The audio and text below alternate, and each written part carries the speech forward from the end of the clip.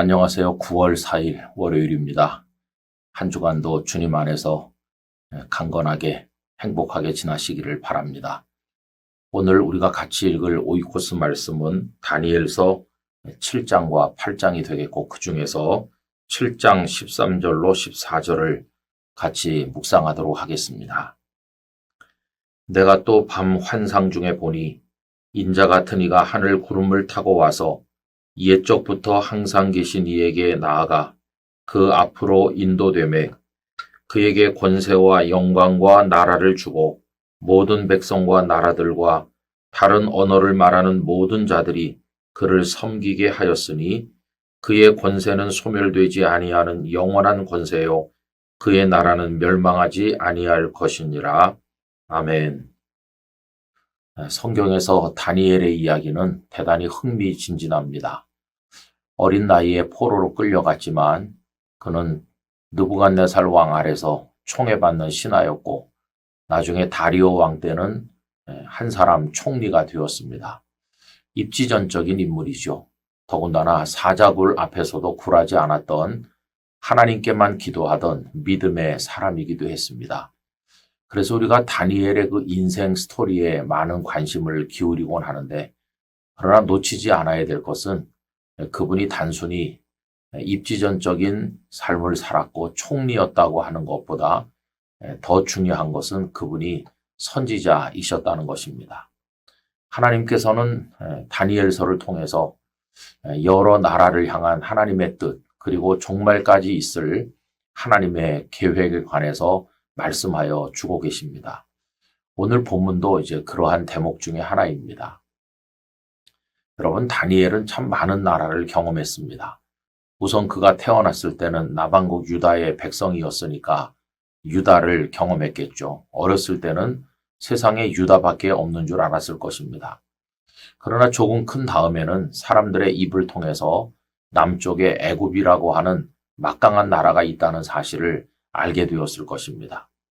그러나 얼마 후에 BC 605년 바벨론과 애굽이 갈그미스에서 대전을 벌여서 애굽이 패퇴했을 때 그리고 바벨론의 침략을 받은 유다의 백성으로서 다니엘 자신이 바벨론의 포로로 끌려갔을 때 이야, 애굽을 이기는 바벨론은 얼마나 강한 나라인가 이렇게 생각을 했을 것이고 또 바벨론에 가서 그 어마어마한 놀라운 세상을 보면서 입이 벌어졌을 것입니다. 아마 바벨론보다 더 강한 나라는 없을 것이고 바벨론은 영원하리라 생각을 했겠죠. 그런데 여러분 나중에 어떻게 되었나요? 그렇게 강해 보이던 바벨론도 메디아와 페르시아 연합군에 의해서 속절없이 멸망하고 그는 또 페르시아의 백성이 되었습니다. 성경에서는 페르시아를 바사라고 적고 있죠. 이래놓고 보면 그는 유다의 백성으로 태어나서 그보다 더 강한 애굽 또 그 애굽을 물리치는 바벨론, 그 바벨론을 무너뜨리는 메디아와 페르시아를 연달아 경험했을 것입니다. 그러면서 이 땅에 영원한 나라는 없다는 것을 알게 되었을 것입니다. 여러분, 이 세상에 아무리 강하고 큰 나라라 할지라도 영원한 나라는 없습니다. 하나님께서는 다니엘서를 통해서 궁극적인 영원한 나라는 딱 하나뿐이고 그것은 하나님 나라이다 하는 것을 알려주고 있습니다. 오늘 본문이 바로 그것입니다. 인자 같은 이가 하나님께로 인도를 받는데 바로 예수 그리스도이시겠죠. 그런데 그분에게 권세와 나라가 주어지는데 그 권세는 일시적인 것이 아니라 영원한 권세고 그 나라야말로 온 세상 위에 있는 궁극적인 나라인 것입니다. 이것이 바로 우리 주님께서 왕으로 통치하시게 되는 나라, 우리가 흔히 하나님 나라라고 부르는 나라죠. 여러분, 느부갓네살 왕의 꿈에서도 하나님께서 이것을 보여주신 바가 있어요. 어느 날 그가 꿈을 꾸었는데 거대한 신상을 보게 되었죠. 머리는 금으로 돼 있고 그 아래는 은이요, 그 아래는 노시요, 그 밑에는 철로 돼 있고 발가락 쪽에는 쇠와 철이 섞여 있는 쇠와 그 진흙이 섞여 있는 그런 신상을 보지 않았습니까? 그런데 거대한 신상인데 어디서 조그만 돌이 하나 날아왔어요. 근데 그 돌은 사람의 손으로 날린 돌이 아니라고 그랬어요. 사람이 손대지 아니한 돌. 누구의 손으로 날린 돌일까요? 하나님의 손에 의해서 날아온 돌입니다. 그 작아 보이는 돌이 거대한 신상을 땅 하고 치니까 그 신상은 가루가 되었고 바람에 불려서 다 없어지고 말았는데, 그 돌이 점점 커져서 온 세상을 가득 채우는 꿈을 느부갓네살이 꾸게 된 것이죠.